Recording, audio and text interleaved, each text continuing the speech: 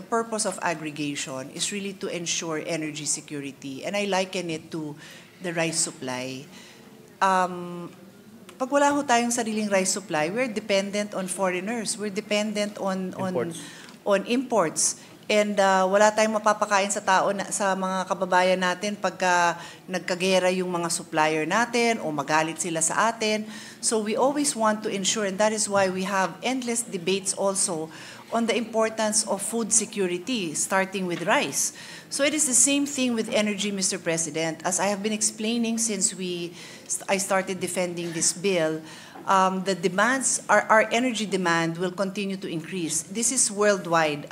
Yun nga po, kakagaling ko lang sa isang conference, and worldwide, energy demands will increase. Ang example nga binibigay ko po sa ating lahat, kasi yung mga kaedad ko, maaalala nyo to, natuto ako magbukas ng delata, dipihit yung can opener. Ngayon yung can opener, kailangan pa di baterya.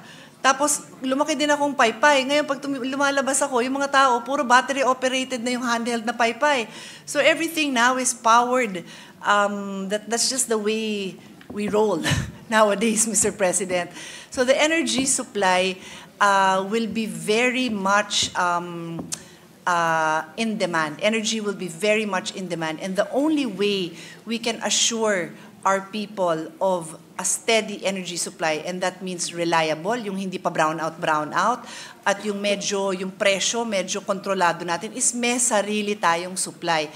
I don't think it is that difficult to understand that kung may sarili kang supply, okay ka. So on that note, again, a learning I had during my recent conference in energy, ang dami ng bansang gumagawa ng aggregation. Kasi nga, kukunin nila yung supply ng iba-iba kasi parang ano ho to parang yung futures market, yung nagbibid ho dun sa mga grain, sa mga stocks, agricultural products, very common in other countries. So ganun din yung gas. The supply will be bidded out. Yung gas company, yung Genco, magbibid siya for his supply 20 years ho yan. 20 years. So right now, pag bid niya, tingin niya ito yung okay na presyo, magbibid siya for 20 years. Wala akong bumibili ng gas na patingi-tingi. Meron, pero ba't nyo gagawin yun?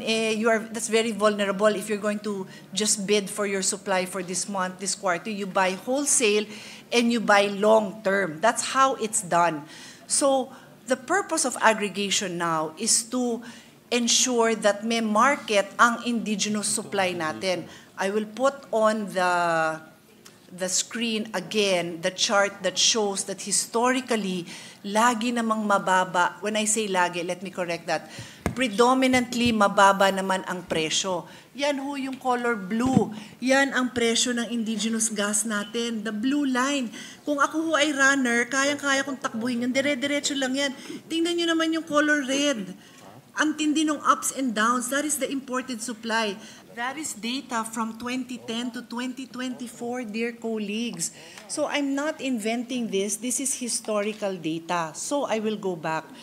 What we are trying to do here in the natural gas bill is to promote exploration and development of our indigenous natural gas. And for us to promote it, we want to make it inviting to investors. Open to all po to, kahit sino pong investor na may ganyang kakayanan, may ganyang kapasidad at may ganyan ding resources para mag-invest ng indigenous gas. They can come and invest so that tayo naman magkaroon tayo ng security of energy because we have our own indigenous natural gas. So, in this specific provision that His Honor would like to amend, hindi ho natin matatanggap yan because precisely we need to ensure na may buyers, bibili ng mga generation company ang ating indigenous natural gas.